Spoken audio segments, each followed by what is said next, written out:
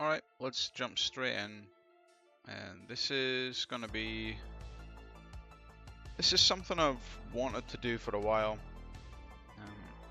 There is a Dungeons and Dragons game called Pool of Radiance, and it's so cool and so interesting. But the controls are really old. It's a struggle. It's really a struggle to play. So I'd quite like to build something like that, but make it a bit friendlier, a bit more modern. So here's what will it look like. It's going to be a 3D map that will just display very simple components, pieces, I guess. It's just going to be cubes and walls and floors, I think. Just some simple texturing to make it look a bit nicer. And this is just going to be so that you know where in the world you are. So yeah, these are the positions the player can move. Small house can be 1 by 1 by 1. Entrances will be marked, so there'll need to be some kind of rules, map rules associated, just with which directions you can move into and stuff like that. No entering a house from the back here, blah blah blah. And I've just taken a note that when moving, I don't want to set up a system where we move forward by 1. I don't want to do that. I want to just do move until you're in the position we want. It's just a bit neater that way, and you don't need to worry about positions falling off a little bit. If you move forward 0.99 instead of 1, and then you move forward 0.99 again, then after a lot of movement you're going to be off the tile. So if we just tell it to always try and move to the position, then that's better. Yeah, so there'll be a window displaying the 3D world, but there's also going to be a window displaying the overhead 3D world view. Chunky walls, so you can actually see where the walls are. So this will be kind of like a mini-map, but it's probably going to be just as prevalent as the first-person view. And then there'll be a picture just displaying some kind of contents. So if you are standing, say these big tiles were actually the small tiles. If you are here, and then you move here, maybe in this position there will be a locked door, a chest, and a person. I probably don't want to overload tiles like that, but say there was, then the image window that will be somewhere on the screen, that will just show whatever you're looking at or talking to. So if you talk to the person, we'll show a nice 2D image of the person you're talking to. It's just good to have some kind of feedback like that. And I've lost the page. There we go. And if there are multiple objects, I'll need to have some kind of drop-down list or just a scroll window to pick from. You travel with WASD and Q&E. Text box to display descriptions and conversations and things. And then display all party members. So pretty generic stuff. I want to build something a bit like ECS, but not ECS. I just want the entities and the components. So that leads on to the next part. So if I want an entity, I can attach a component saying this is a hero, and then the game should know that you can recruit that hero. Or add a component health, and it means that they can take damage, stuff like that.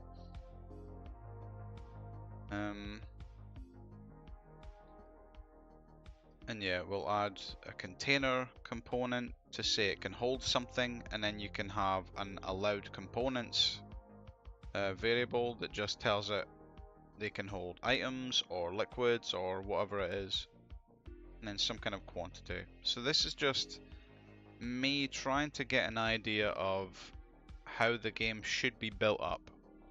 It's good to have an idea of what you want before you start building it, so that you know if you're heading the right direction.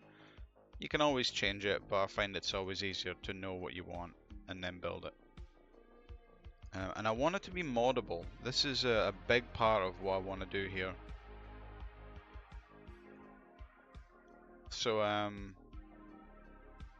yeah, an absolute requirement of this project I'm building is you should be able to add items and functionality. And I've put here hot and cold module. So the whole game should be built and working like a regular RPG, and it works just fine. But then later, if I want to add a hot and cold module, this should be able to tell objects maybe a melting point or a freezing point or something like that. Or even just, is the hero getting hot? So if you're in a desert, we should be able to increase their temperature in some way. And if they go into a frozen tundra, we should be able to reduce the heat in some way. And then we should be able to act upon that, which is the functionality side of it. We want to say we've added clothes to the game that make you hotter or colder. We've added spells to the game that can make you hotter and colder.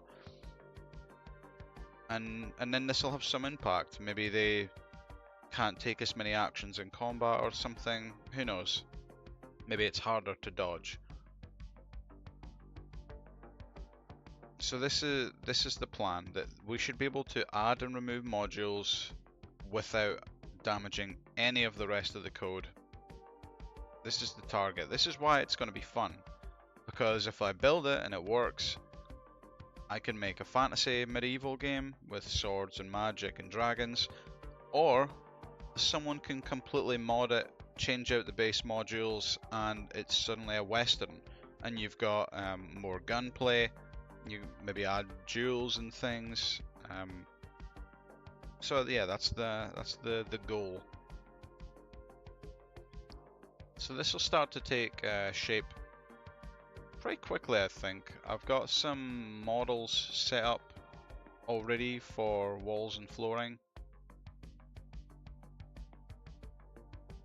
So I should probably start by getting in some kind of state machine. So I'll do a folder just called states. Common. And then we'll do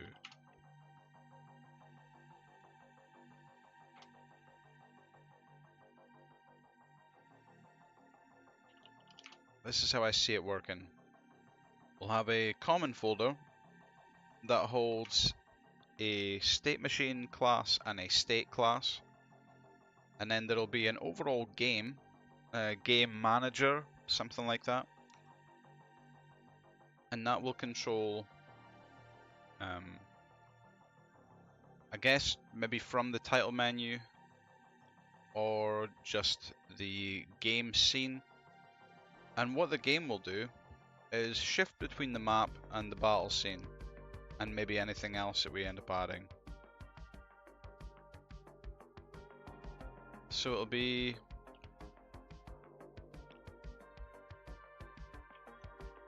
game manager,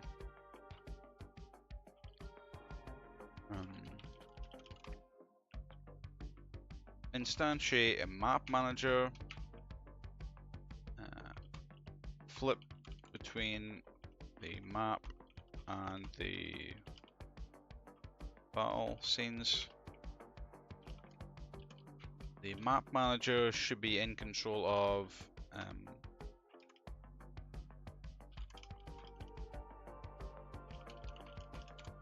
load the current map the player is in,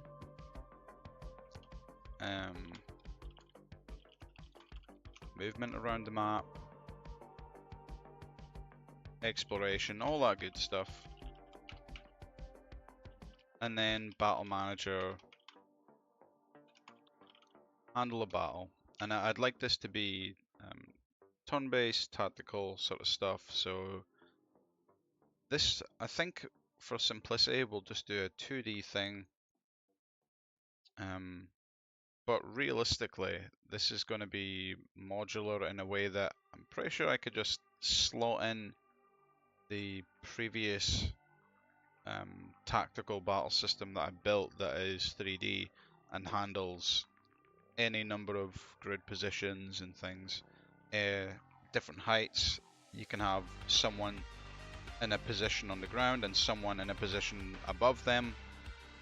It's pretty cool, but I would like to just keep it simple, I think. Go for a 2D thing, focusing more on the game engine outside of battle rather than inside, I think.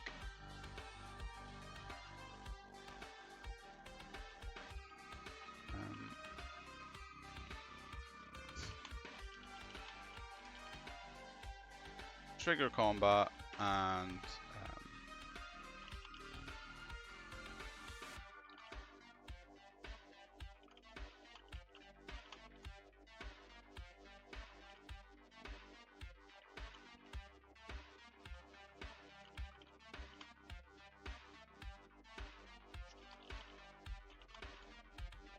okay, so something like that.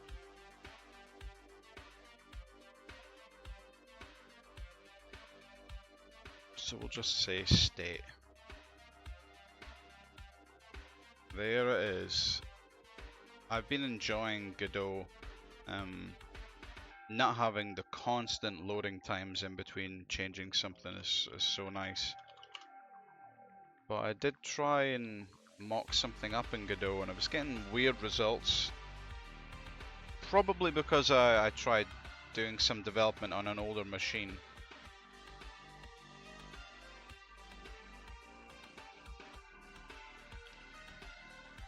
Okay, so what does a state need to do?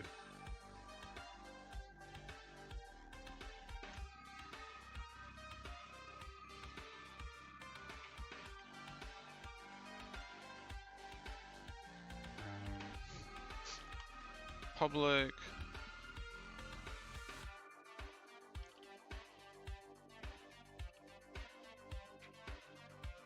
void enter, public void exit. And then we'll have private void on enter.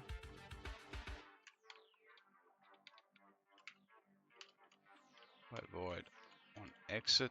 Oh, I wish it wouldn't constantly be fighting against me.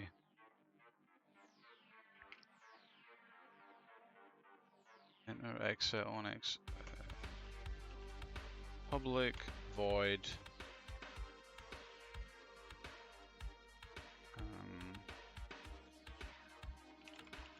State update, something like that. On state update. So the reason I'm doubling up on these, enter, on enter, state update, on state update, I would like something external, as in the state machine. This music seems a bit loud.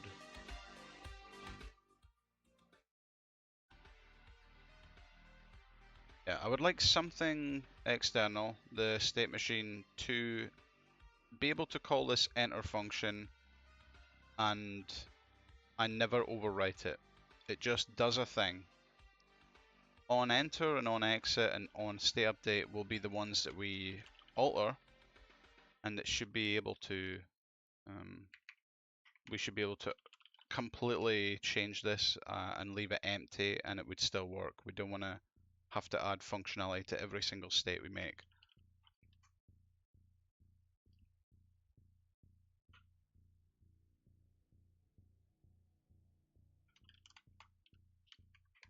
So we make a private variable called active, and this will tell us whether or not we should be updating this state. So if active is true, we can update safely. If active is false, we should not be updating. So when we enter, we want to run on enter, and then we will set active to true.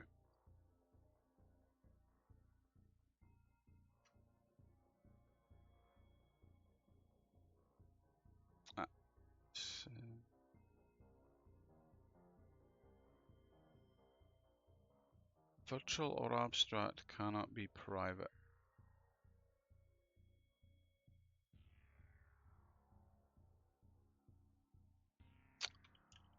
That'll be it. So yeah, I guess if this was private, it means that the subclass would not be able to change it. So yeah, we change it to protected, which essentially means private, but within subclasses too.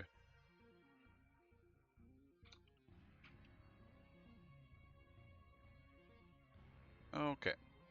Oh, there we go. Oh yeah, so when we enter, we want to run some code, and then once we're finished running the code, we say it is now safe to update this state. On exit, we'll kind of do it the other way around. We want to say immediately, we're leaving, do not run any more update code. And then we'll run the on exit code. And inside here, we just don't do anything. We leave it empty, and it means it's free to be overwritten. And we don't want to make this abstract because I believe that would force us to have it added to every single state. But some states we don't want to use it. We don't want to overwrite it. Some states will only use the enter, some states will only use the exit, so we just keep them virtual instead of abstract.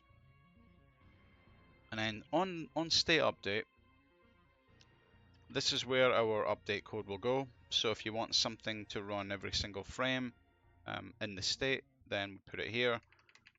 But the state machine will call state update. So in here is where we'll do the check. If this state is not active, we'll just return early. But if it is active, we will run the update. So this is maybe fine. This is maybe done. A little bit of cleanup.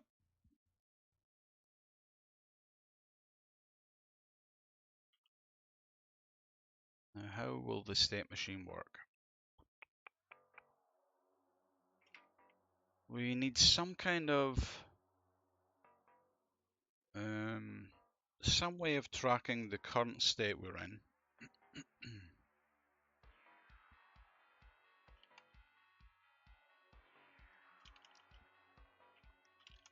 I need to just get used to the syntax again and the naming conventions. Everything Godot is a snake case, so we do that.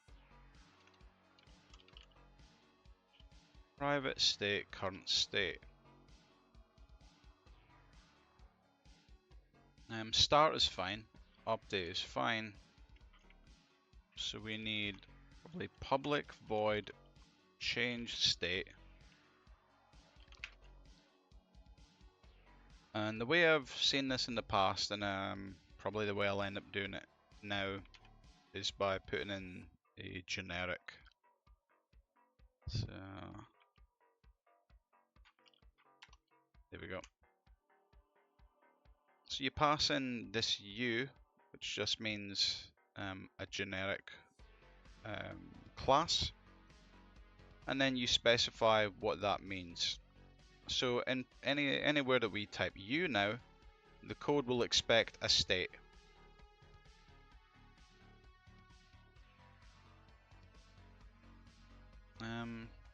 Is this right? We'll see. We'll see.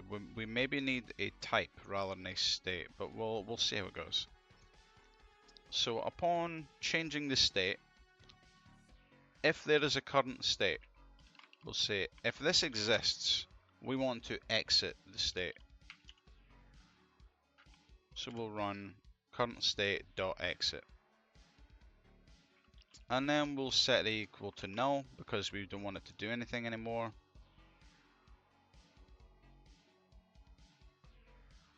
And I sometimes use yield and I enumerators for this, but I think I'd like to put the async await keywords in here.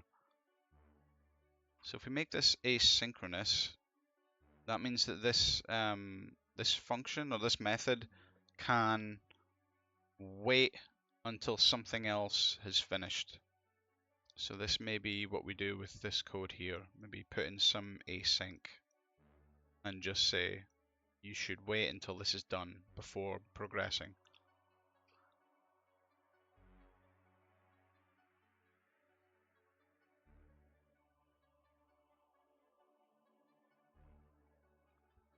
Well, we'll see what goes first. I'm pretty sure I will add it in. So if the current state is not empty, we will exit the state and then set to null. And then we want to, you know what, we probably want to destroy it. If we can store this as a component, destroy, can we just do that? Destroy the component. Perhaps we want to do it immediately, but maybe not. We'll just destroy it for now, and then we'll set the value equal to null if it needs it. And then we'll say, well, we want to set the current state equal to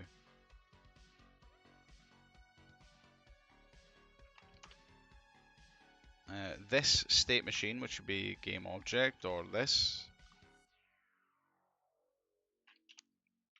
Add component u. We will add u, which is a state that we've passed in here. And then we can say again, if the current state exists, because maybe something happened here and we've put in a bad state, or maybe passed in null or something, I don't know. So if the state exists, we will enter the new state. And then I think that's it. So yeah, we need to await something. When we exit, we want to make sure the code has fully ran before progressing on. Preferably it happens all in one frame, but we'll try it. Let's just try it. Async.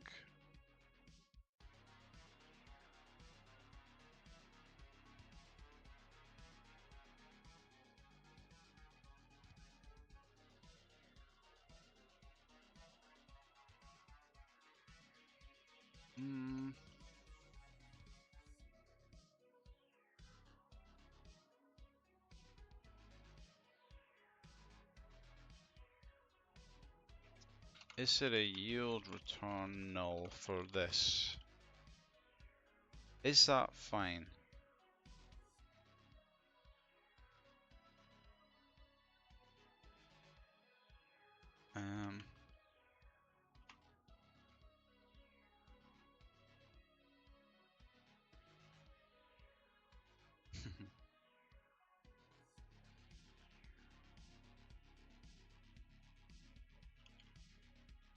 Oh wait, null is no good.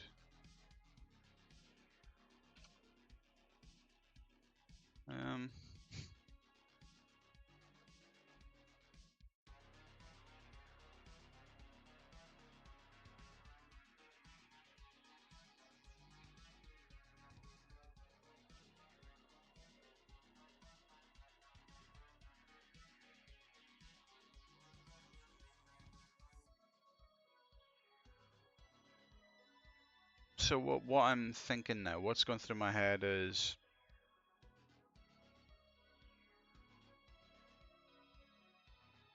we may want to do something that requires us to wait within these states. We may want to process an animation, which means having to await the animation finishing.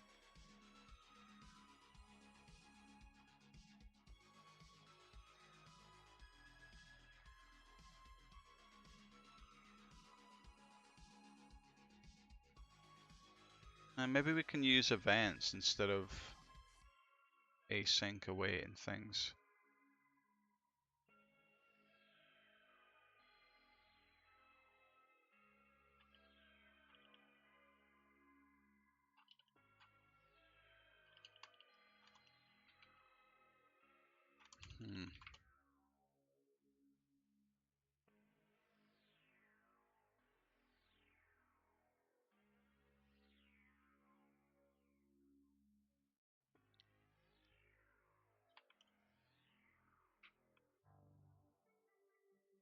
Okay.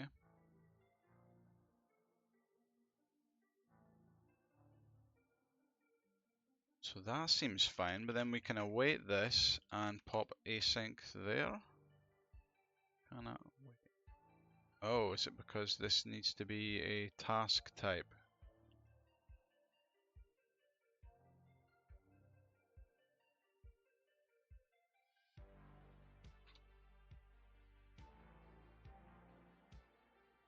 Hmm.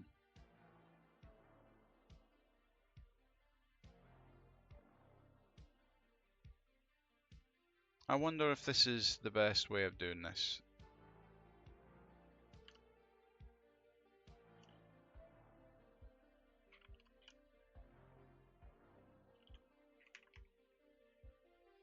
So doing it like this allows me to then await anything that I want to do in this state. And because this is async, go back to the state machine, we can now say await the exit. Oh, so these will need to be tasked as well. Yeah, I don't know what the implications are of doing this. But now, when we change a state, it will wait entirely until this exit code has finished before trying to destroy it and before trying to add a new one. And then same thing here, we add await, and it means we will get to the end of this before anything else happens. So what's the downside of this? I guess if this does take too long or too many frames, then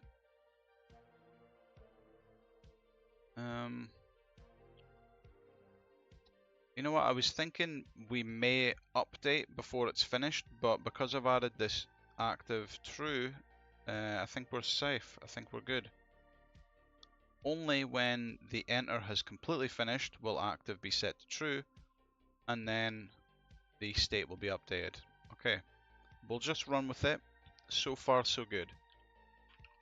If the current state exists, we will run state update.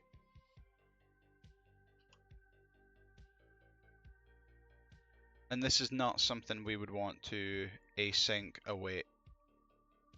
This is supposed to be one time, one frame, every frame.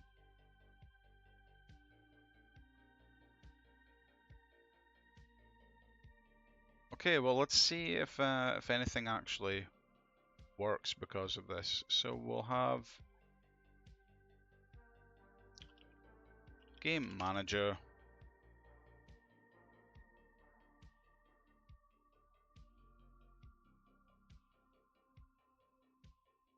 And I guess we probably want game state so that we can, if we have a different state object or subclass that builds on top of the state, it means we can really lock off battle states, game states, and map states. It means we can't screw them up by passing a game state into the map or anything. So this builds on top of state. And we probably want a property on here for accessing the state machine itself. So we'll say game manager, I guess we call it game manager like that. And we get this by returning get component. Yeah, that should be fine. So why would I do it this way and not just pass something in? Well, if you have a property and it returns something, it means we can really easily change whatever this is.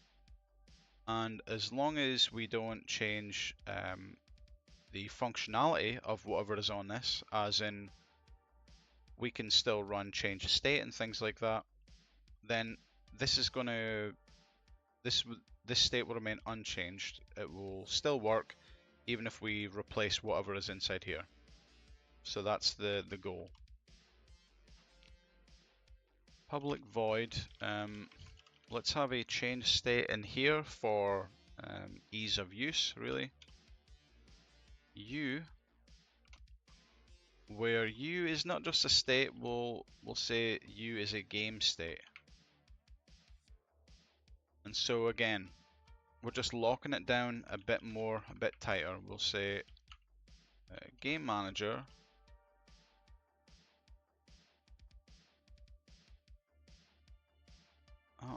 this is a state machine.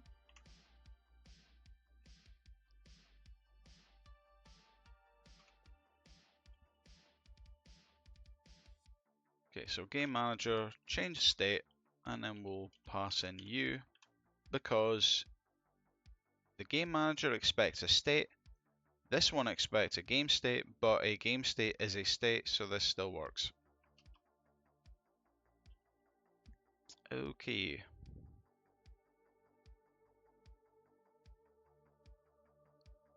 So now we can make another one. Say init game state. This will just be the basic setup.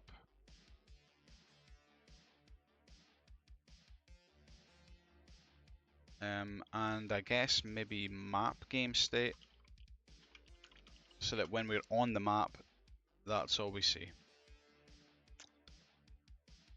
Okay, init game state, we will build on top of game state. And then if we do override, now it will give us what we're allowed to edit, which is these three: enter, exit. So upon entering this game state,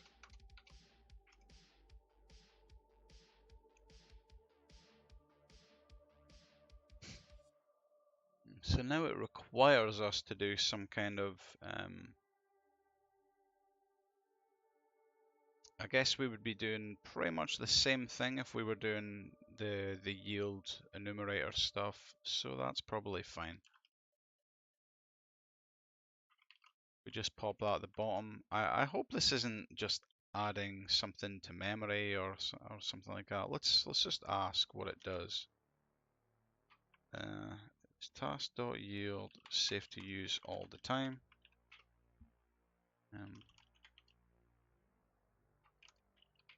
Any memory leaks, etc.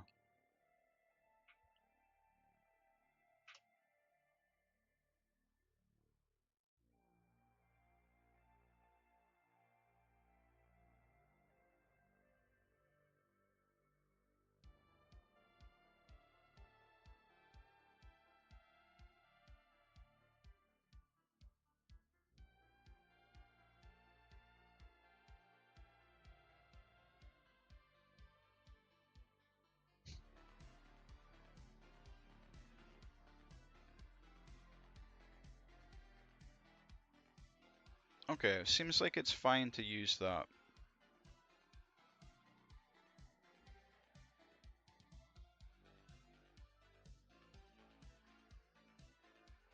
Oh, it doesn't. Hold on. Doesn't return. Is it that? No. What did I just do a minute ago? Await task yield.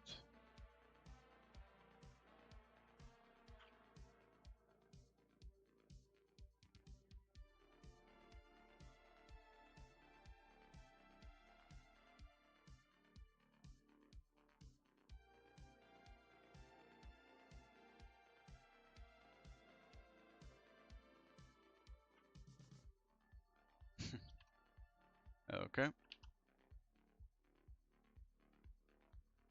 Alright, so when we first load up the game state, what do we need to do upon a new game? Load the map manager.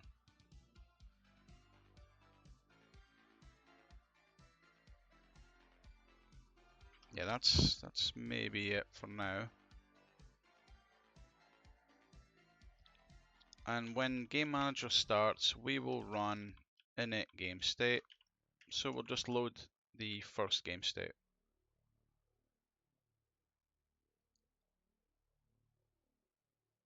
Okay, so we put the game manager into our game.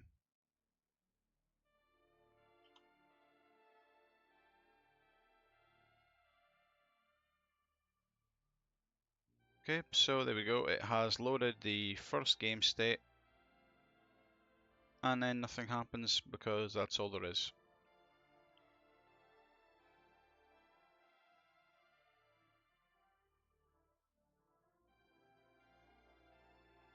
Should probably have prefabs.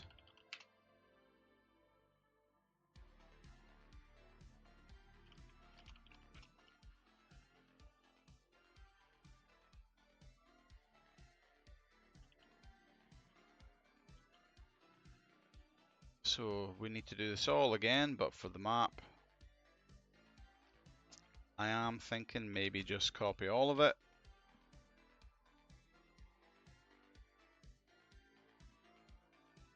Okay. There's map manager.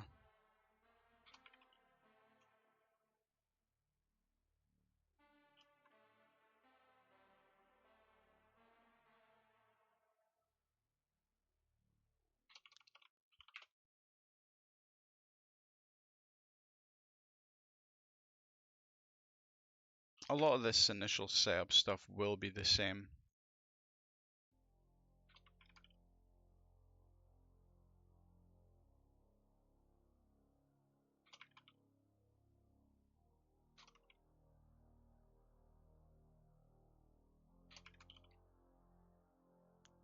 Okay, map state.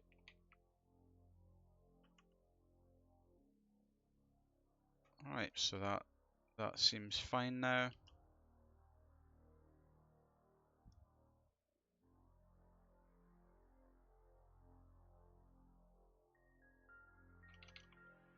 Init map state, and it must be of type map state.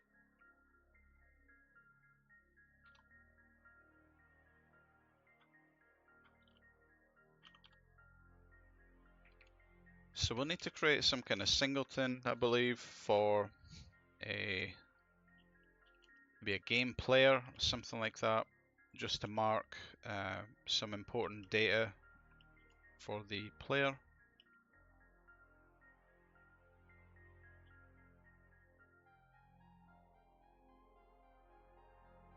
I wonder if we should just attach all that to game manager instead of having something separate. I still feel like making it separate actually. Pop it in a singleton and then it can be accessed anywhere.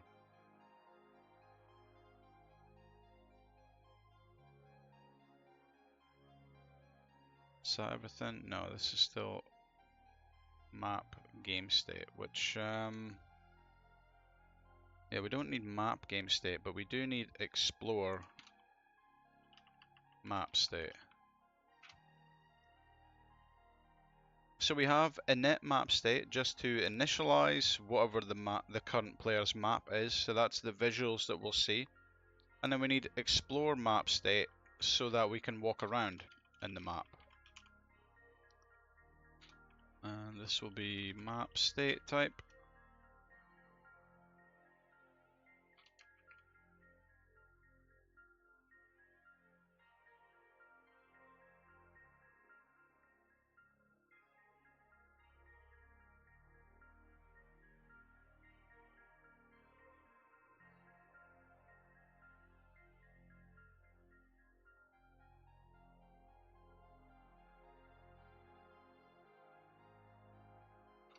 Map game state, let's see, this is going to be a game state, and upon entering,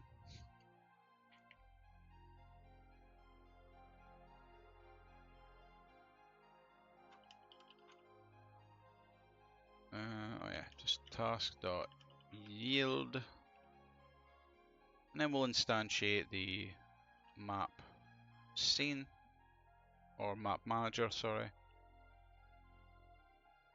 So we need some prefab here, serialize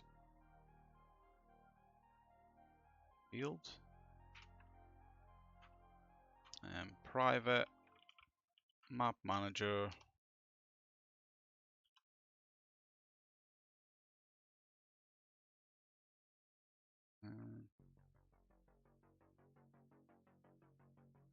Yeah, okay.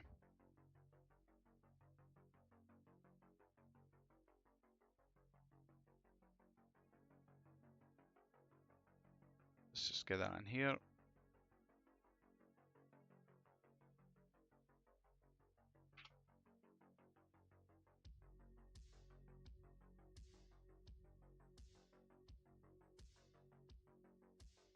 Okay, so in Game Manager, we'll put that in there.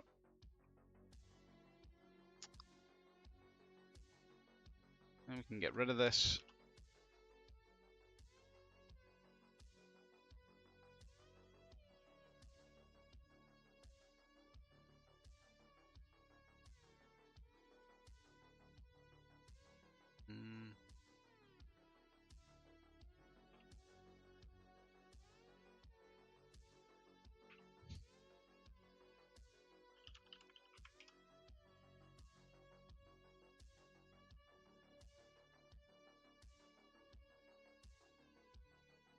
Mm. So if I change a state inside here now, what is the order that stuff happens in? It's still entering. Then I try and change the state. It will then say, does a state exist? Delete it. And then this might not run.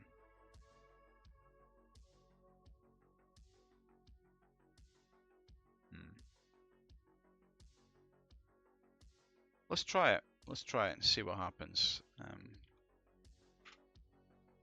We'll just try and change to that. I want to debug log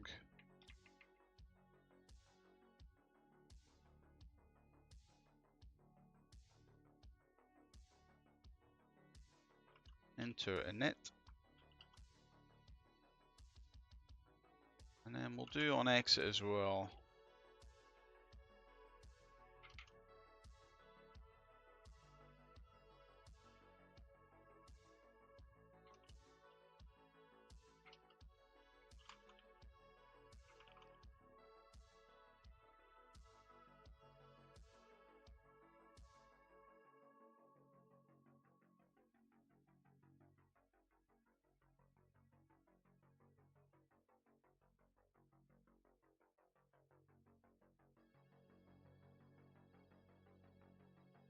Yeah, enter map.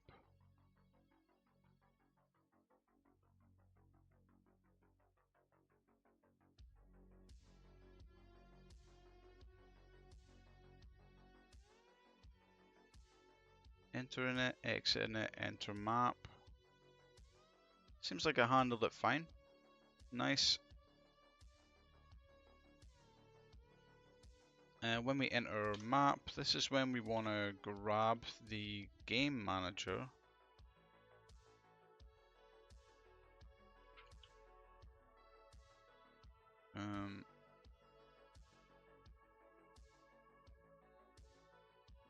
Maybe we'll just have spawn map manager as a method on here.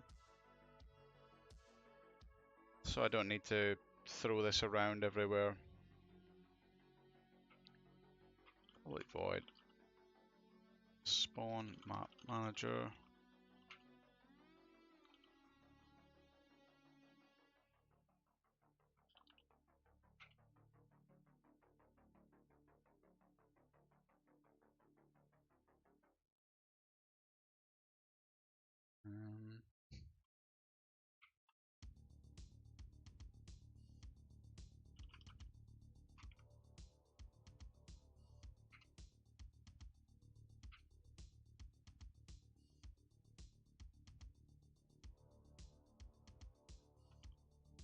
Set parent to this dot transform.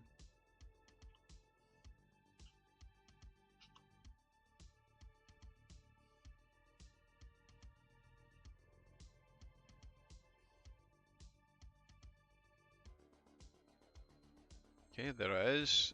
We have loaded up the initial state.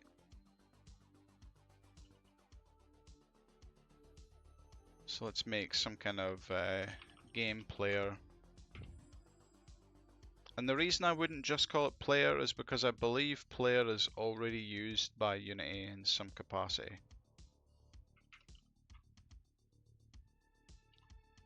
We'll just create an instance, make a really lazy instance for now. We can change this later to make it a bit more robust. But for now, we just want to grab an instance. A singleton. This is the singleton pattern. So we create a static variable on this class that is of the type this class, and then we set the instance static variable equal to this class. So when we create a player object or a game player object, we will have this static variable, and I'll show you why that's useful. If we're in the game manager somewhere, now we don't need to have some sort of reference or variable that links us to the game player. We just call the class, call the static instance variable, and now we have access to the actual instance rather than just the class. So if we have a variable here, just to show you, public int health. Normally we wouldn't have access to that, but now we do.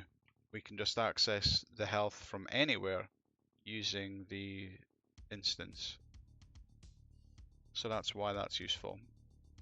You probably don't want to get carried away by making everything this, because then it kind of takes away from the point of having your code locked down, private and public and things like that. We probably just want to do this for stuff that is fairly frequently used. I guess it just makes more sense to have your code be a bit cleaner by offering this rather than having instances of game player stored in your code all over the place. This will just be a bit nicer, neater, and easier to access for the good reasons.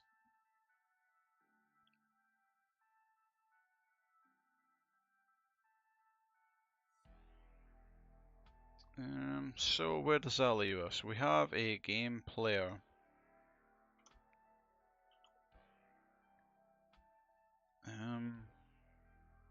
We need to have some idea of a position. So we'll make a serialized field vector3 int, which just helps us keep two solid grid points rather than the vector3 and being all 0.001 and stuff. So this is going to be map position. And then we need some way of storing which map we're on. I'd rather not have just a game object. That feels a bit wrong.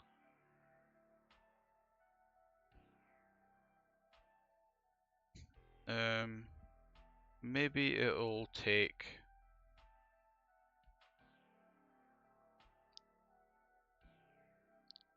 scriptable object, maybe.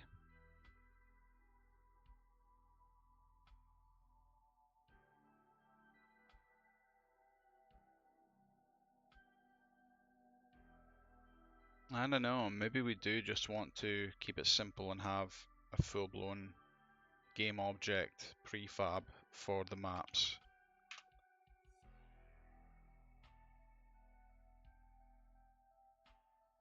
So let's just give this a random name.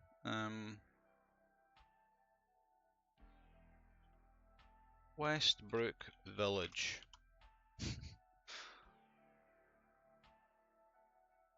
Alright. But now I guess this is kind of pushing me in a direction.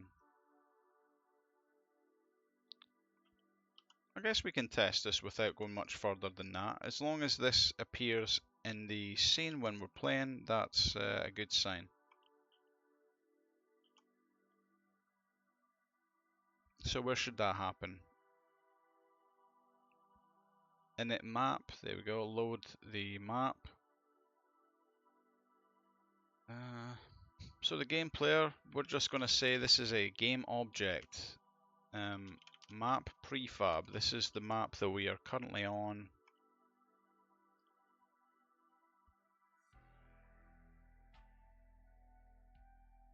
Let's see, game player, this is the game player object. Attach the game player here.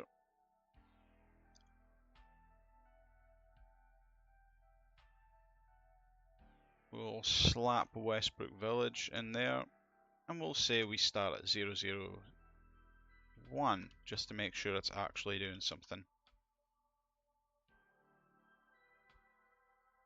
So this is supposed to be data only. This is not what we want to be moving around the screen with.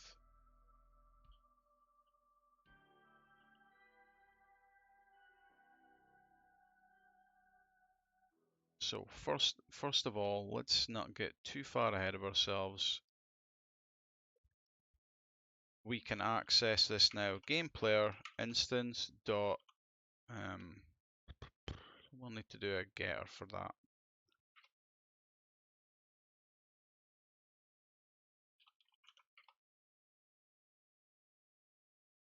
Well, we'll do getter and setter. We'll say get returns map prefab.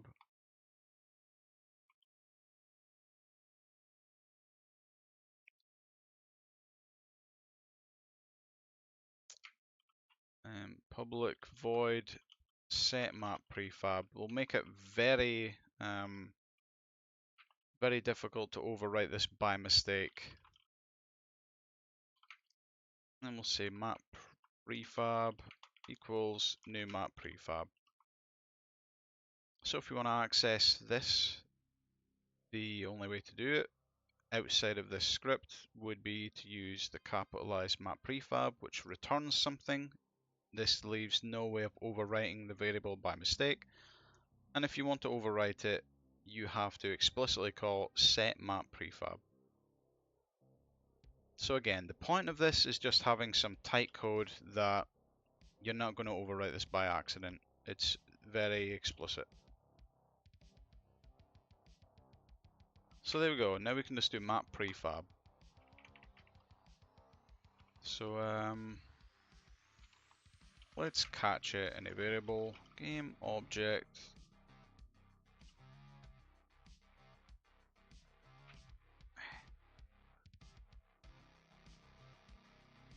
Map prefab equals this.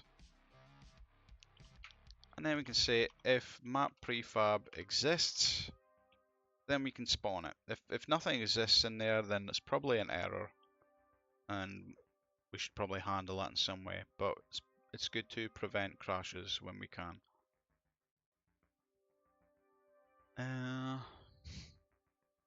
So yeah, map instance is going to equal map prefab, but we're instantiating it. Instantiate. And then we can say map manager,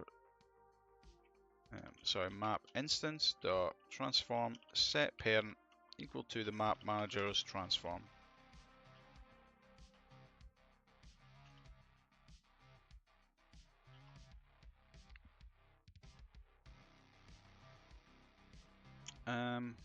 And we want to keep a reference of this somehow.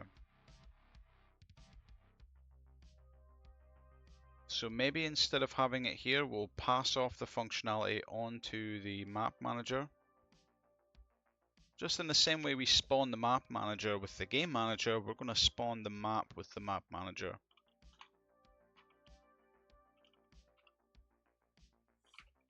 So let's keep it obvious. We'll say spawn map instance. Game object, map prefab.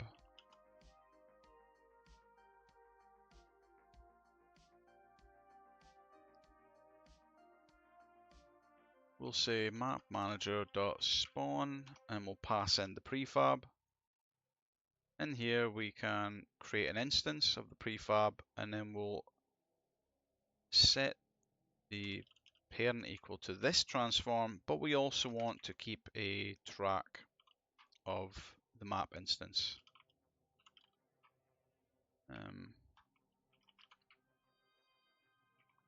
Maybe there will be a different object type or class, sorry. Maybe there'll be a different class for maps, but for now this is all we've got to work with. So we'll say map instance, yeah, let's just do it like that, I guess.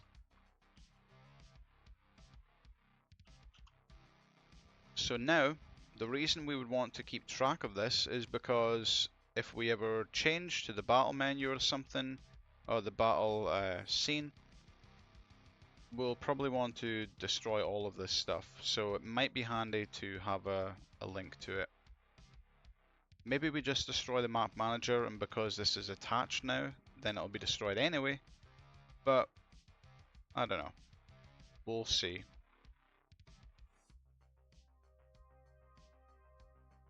Might just be good to have a reference to it anyway. So now the Westbrook village should technically be spawned, I think, unless I've missed something out. So we create the map manager and it created the village. Okay, so the next step would be to have some sort of visuals in the village so we can see that the map has been created and that it's working the way we expect it to. So yeah, we got this prefab here and we can just start building inside here. And the cool way, the cool thing about building it this way is we can just create any number of maps now as prefabs, and then we just pass that in to the game player. And then anytime we load up the initialized scene, it will spawn the whole map. So I hope that makes sense. Yeah, this here. Anytime we return to init map, it will load the current map. So maybe in here we do want to check if a map already exists, and then we can destroy it if not. But we'll do that when we get to it. So yeah, in prefabs, let's start building up a little catalog. Map components or map pieces, something like that. And maybe building blocks is better. Let's just do map building blocks. Because I want it to sound as not codery as possible. Because this is going to be just actual 3D objects we stick in the world.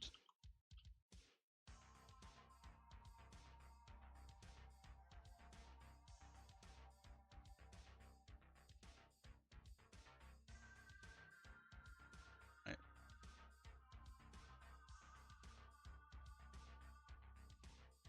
So we got a 1 by 1 by 1 cube.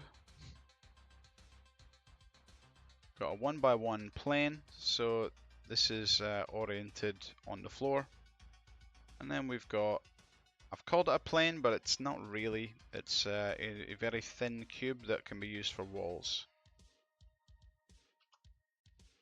A thin cube, I guess it's not a cube then. It's cuboid? Is this a cuboid? Anyway.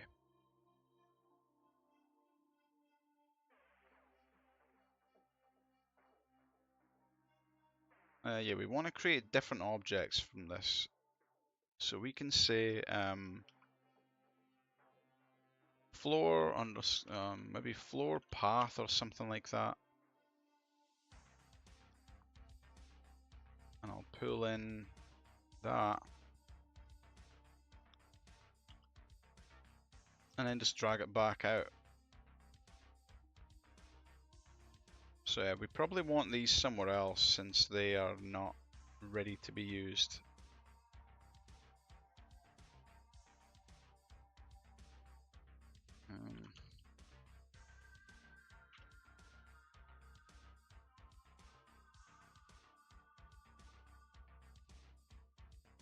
Probably don't want spaces in there. Okay, so there's a floor path. We can get rid of that again.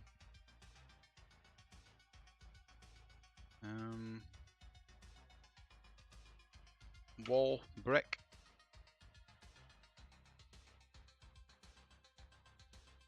So we'll pull in this thing. And we'll just take that back out. So now we've got a path and a wall.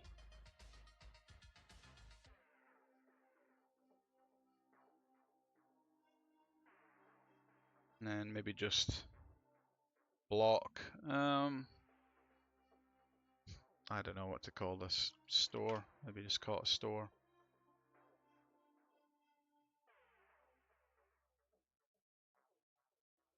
Okay, looking good. And we'll pull that out to create a prefab.